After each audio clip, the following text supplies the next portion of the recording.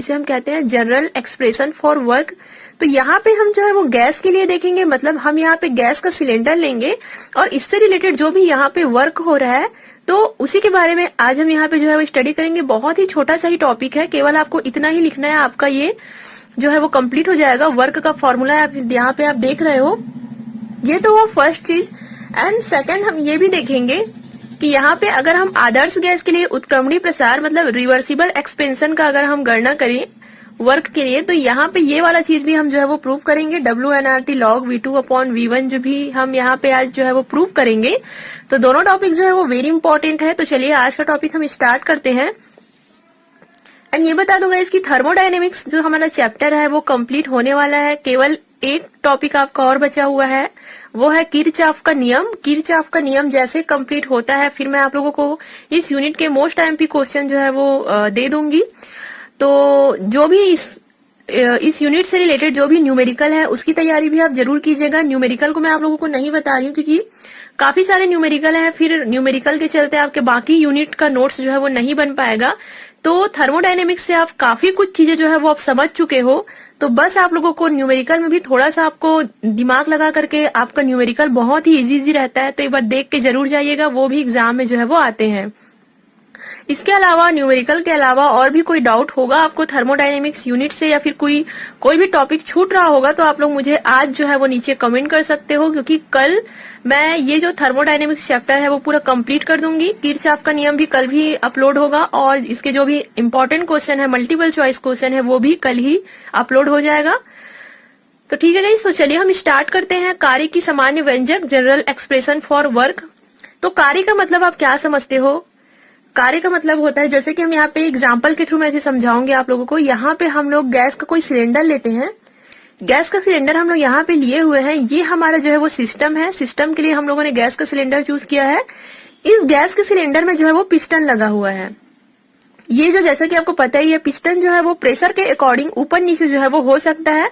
अगर हम इस पिस्टन के ऊपर कोई ऊपर से जो है वो ऊपर से जो है वो अगर हम यहाँ पे जो है वो फोर्स डालें, मतलब एक्सटर्नल प्रेशर अगर हम डालें, तो इसे हम जो है वो PEXT से जो है वो प्रदर्शित करेंगे। कहने का मतलब ये है कि पिस्टन के अगर हम मतलब पिस्टन के ऊपर अगर हम ऊपर से कोई प्रेशर अप्लाई करते हैं या फिर जैसे कि इसके ऊपर ईंट रख दे या फिर इसे हम हाथ से दबाने की कोशिश करते हैं, तो ये जो आपका पिस्टन है वो जो है वो नीचे चला जाएगा। लेकिन इसके विपरीत यहाँ पे हम ये भी देखते हैं कि गैस के जो सिलेंडर है उसके अंदर भी जो है वो प्रेशर प्रेजेंट होता है। जैसे कि इसे हम P इंटरनल प्रेशर करके जो है वो यहाँ पे लिखते हैं, इसे हम PINT से जो है वो प्रदर्शित करेंगे। तो यहाँ पे मेरा बताने का मेन उद्देश्य ये है कि प्रेशर जो है वो ऊपर से भी आता है और प्रेशर जो है वो नीचे से भी आता है, मतलब दोनों तरफ से जो है वो यहाँ पे प्रेशर आपका जो है वो प्रेजेंट है। तो जो एक्सटर्नल प्रेशर होगा उसे हम PEXT के द्वारा जो है वो प्रदर्शित करेंगे और जो इंटरनल प्रेशर होगा उसे हम PINT के द्वारा जो है वो प्रदर्शित करेंगे। अब अगर प्रेशर के कारण पिस्टन अगर ऊपर नीचे होता है तो इसके आयतन में परिवर्तन होगा। कहने का मतलब है इसके वॉल्यूम में जो है वो चेंजेस आएगा। यहाँ पे प्रेशर अप्लाई हुआ, प्रेशर जैसे यहाँ पे अप्लाई हुआ, इसके आयतन में जो है वो चेंजेस आना स्टार्ट हो गया। मान लो यहाँ पे ये जो पिस्टन है वो यहाँ पे जो है वो लगा हुआ है। जैसे आपका इंटरनल प्रेशर अगर मान लो इंटरनल प्रेशर ज्यादा है तो ये पिस्टन आपका जो है वो ऊपर चला जाएगा। तो अगर ये पिस्टन जो है वो ऊपर चला जाएगा तो इसके आयतन मतलब इसके वॉल्यूम में जो है वो चेंजेस आएगा। अगर ये पिस्टन यहाँ पे है, इसका वॉल्यूम अगर V1 है, पिस्टन जो है वो जब ये ऊपर चला जाएगा तो इसका वॉल्यूम जो है वो V2 हो जाएगा, मतलब यहाँ पे वॉल्यूम में जो है वो चेंजेस आ रहा है। तो यहाँ पे जो है वो कार्य हो रहा है। जैसे ही यहाँ पे वॉल्यूम में चेंजेस आ रहा है, पिस्टन जो है वो ऊपर जा रहा है, मतलब यहाँ पे कोई ना कोई वर्क जो है वो हो रहा है। प्रेशर के कारण ही वर्क हो रहा है, बट वर्क यहाँ पे हो रहा है। इसी वर्क के बारे में आज हम पूरे टॉपिक में जो है वो डिस्कस करेंगे। तो क्लियर हुआ आप लोगों को? हम लोगों ने गैस का सिलेंडर लिया हुआ है, कोई सिस्टम लिया हुआ है, इस सिस्टम के अंदर जो है वो पिस्टन लगा हुआ है। पिस्टन में यहाँ पे हम लोग देखते हैं सिलेंडर हमारे सिस्टम में दो प्रकार का जो प्रेशर है वो यहाँ पे वर्क कर रहा है। एक तो एक्सटर्नल प्रेशर वर्क कर रहा है और दूसरा इंटरनल प्रेशर जो है वो वर्क कर रहा है। अगर आपका इंटरनल प्रेशर ज्यादा हुआ तो ये जो पिस्टन है वो ऊपर जाएगा, और अगर आपका एक्सटर्नल प्रेशर ज्यादा हुआ तो ये जो पिस्टन है वो नीचे आएगा। क्लियर हुआ आप लोगों को? एक्सटर्नल प्रेशर कैसे ज्यादा हो सकता है? अगर हम इसे हाथ से जोर से दबाएंगे, इसके ऊपर कोई पत्थर रख दे, तो स्वाभाविक सी बात है पिस्टन आपका जो है वो नीचे चला जाएगा। तो यहाँ पे जो भी चीज हो रहा है, जो भी चीज होगा, इससे एक चीज क्लियर होगा कि यहाँ पे आपके वॉल्यूम में जरूर चेंजेस आएगा। यहाँ पे जो आपका आयतन होगा उसमें जरूर यहाँ पे जो है वो परिवर्तन होगा।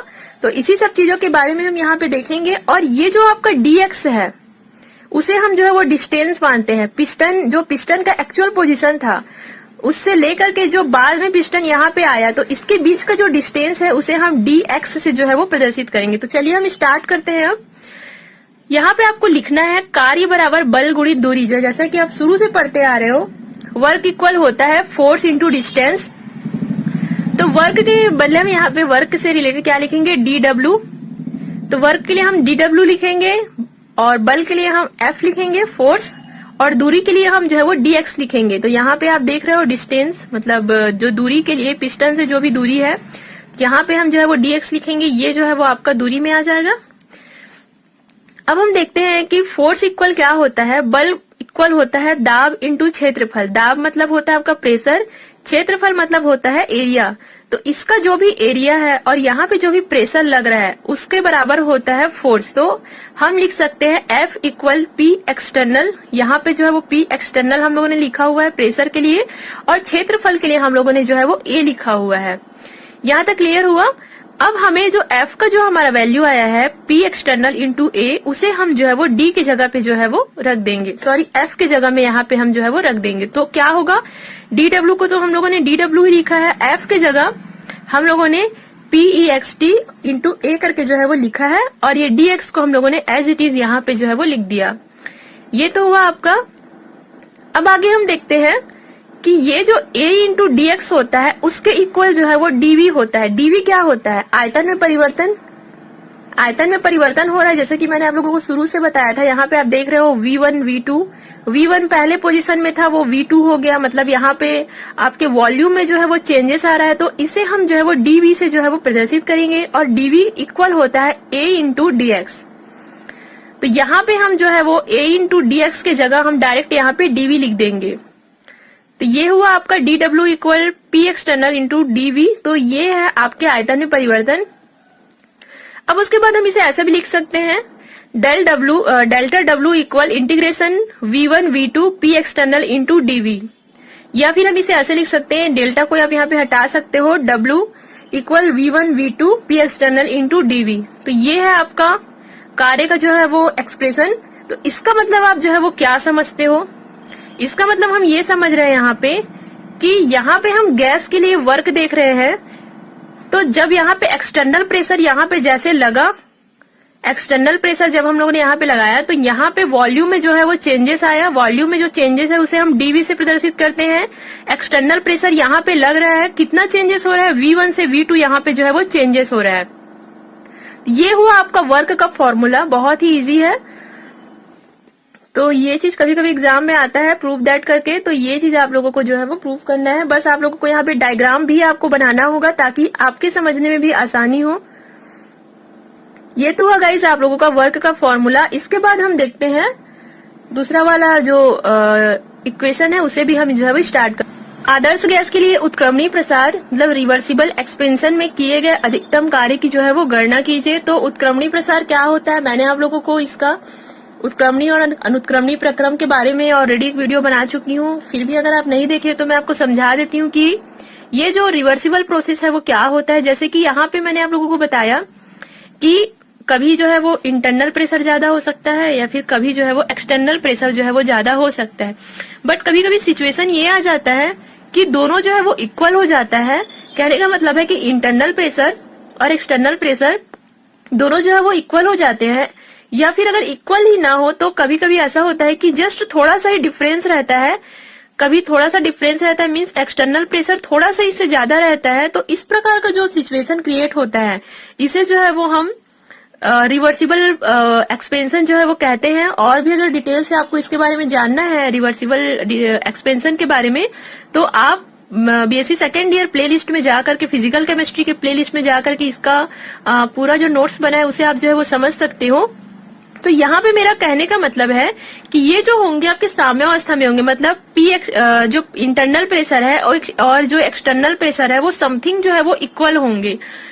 तो यहाँ पे हम जो है वो ये वाला फॉर्मूला जो है वो आज हमें जो है वो प्रूव करना है, work equal NRT log V2 V1। NRT क्यों यहाँ पे लिखा हुआ है, क्योंकि हम इसे आदर्श गैस के लिए जो है वो इसे जो है वो प्रूव करने वाले हैं।